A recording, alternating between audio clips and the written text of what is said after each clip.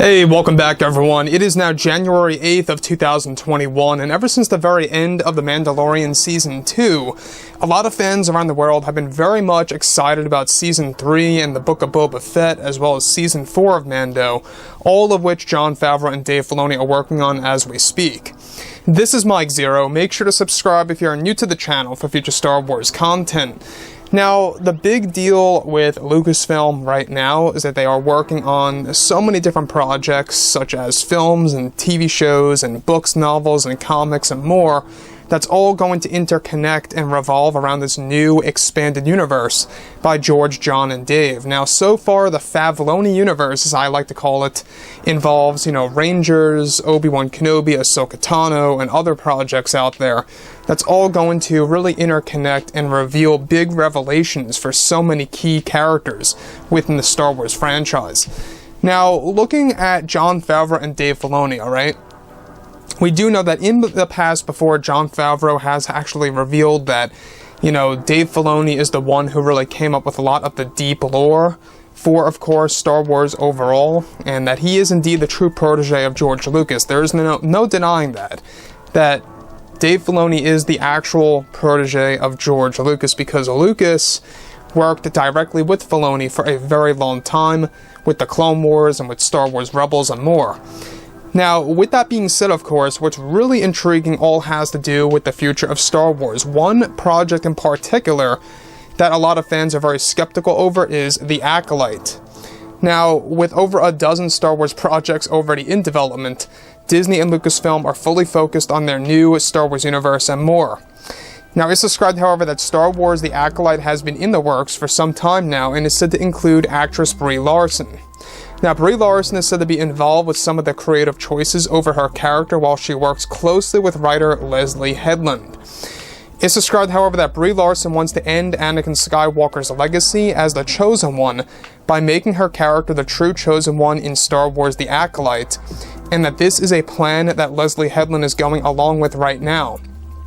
Further, it's described that Brie Larson wants to erase certain aspects of the Skywalker legacy in Star Wars The Acolyte, and that this is indeed the plan by Leslye Headland and Larson by making her character a true Chosen One by the Wills, who are godlike creatures and beings that created her and her existence.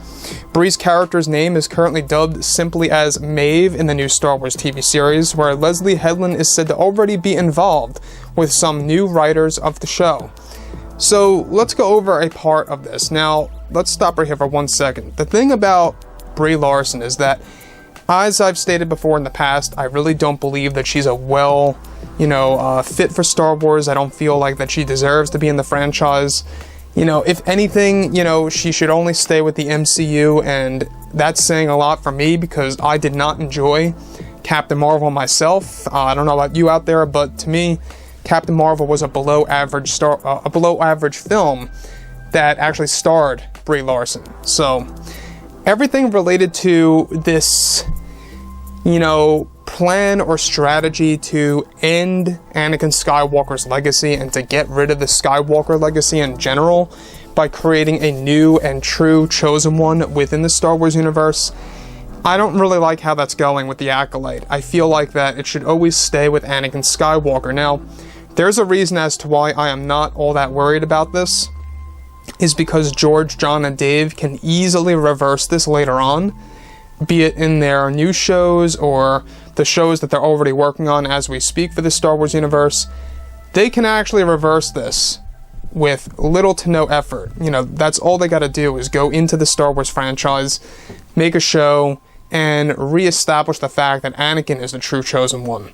They don't have to actually rely on the Acolyte series or anything around those lines. But it does tell a lot of fans the agenda by Brie Larson and Kathleen Kennedy and Leslye Headland and others out there, that they don't really like the Skywalkers, it seems. It seems like that they don't view the Skywalkers as relatable characters of the like, and that they actually want to just pretty much, make them vanish into nothingness. That's their plan when it comes to The Acolyte. Now, granted, The Acolyte takes place at the tail end of the High Republic era, and as we learned in the canon, the very end of the High Republic is roughly 50 or 60 years before The Phantom Menace, right around that time frame. Now, this show is labeled as a mystery thriller that's going to be associated with the rise of the dark side and emerging dark side powers.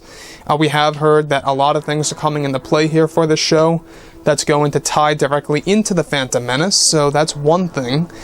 The other thing is that Leslye Headland wants to make some retcons to the prequel trilogy movies, which in this scenario is the biggest one, you know, with Brie Larson wanting to end Anakin Skywalker's legacy and how Leslye is going along with all of that. So I'm not quite sure how a lot of fans are going to take this. Obviously, fans are not going to be happy about that. So, like I've said before in the past, guys, you know, drop a comment below. Let me know about all of this in the comments, and if you guys did enjoy the content for today, do make sure to drop a thumbs up on this video to support the channel. I thank you all so very much for the kind support, and I'll catch you guys next time.